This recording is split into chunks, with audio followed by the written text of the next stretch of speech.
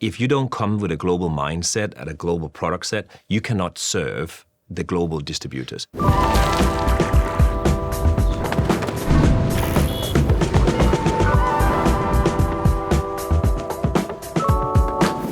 So let's put ourselves in the shoes of a distribution partner. Their frame of mind, when you're talking to them, what are you saying is differentiated about EQT's platform?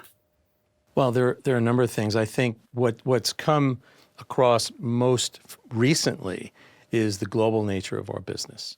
The fact that we're not just a US-based firm that flies people out to, London or to Hong Kong or Singapore, does the deal, and then kind of the deal team gets on the plane and kind of flies back home, right?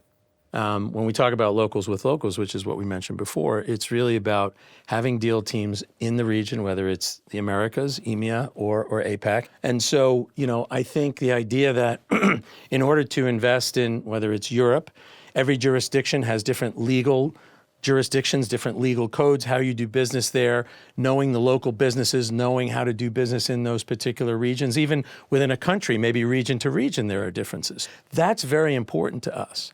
And I think one of the things that is a misnomer with a lot of advisors today is, they look at, let's say, Europe, and they say, well, Europe for a long time has underperformed the US markets.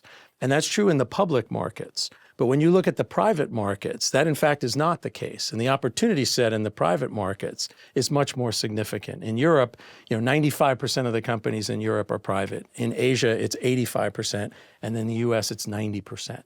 So without looking at those private markets, you're really missing out on a significant opportunity to take advantage of a global allocation. Peter B., you've been in Europe for quite some time, obviously dealing with clients globally. Why do you think it's so important to be a global firm in today's world of private markets? If you think about the most important distributors out there, they're global. If you don't come with a global mindset and a global product set, you cannot serve the global distributors. You're simply not relevant. I quite stress the word relevant, because if you want to be relevant to your partner, you got to serve them everywhere. So you got to have people on the ground in the Americas, in EMEA, and in Asia to serve them. And to Peter's point, you got to have the right vehicles as well. There are certain jurisdictions where you need something specific, and those global distributors, they want and expect that from you. If you don't deliver, you cannot be a relevant global partner. It's simple as that. Talk to us about, I think, something that's on everybody's mind, but the importance of how you think about value creation, Peter A., and exits, because that report, I think, is reflective of that. Yeah, I mean, if you look at the numbers, and we're big on the numbers, right? In the last 24 months, we've returned $30 billion of client capital back to our investors. And as you know, you can't watch CNBC or any of the other Bloomberg. You pick your, channel of choice without hearing about how difficult it is for the private equity community to exit and to monetize and to capitalize on exits.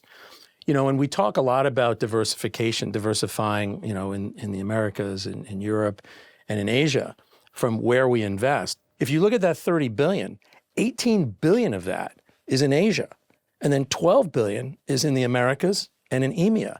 So it's not just diversification of where we're investing. But so, for example, what I mean by that is, so if the exit market is the IPO market in the Americas is somewhat closed, well, guess what? Well, it's open in Asia. So we might not have as many exits in the Americas, but we'll have some in Asia and in Europe. So you get diversification across markets. What does the results on exits do for the client conversations you're having? Because I imagine that a lot of investors who are newer to private markets, one of the first things that they think about is liquidity.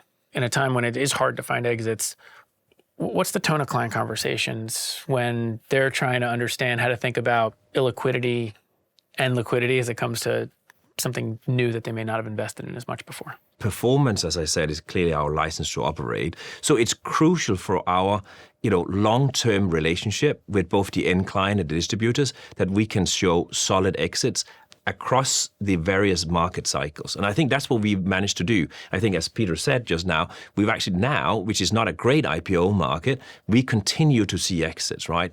And I think that's the fundamentals of having a long-term relationship with your client, is to bring the performance, which hinges on your ability to do exits at a global level.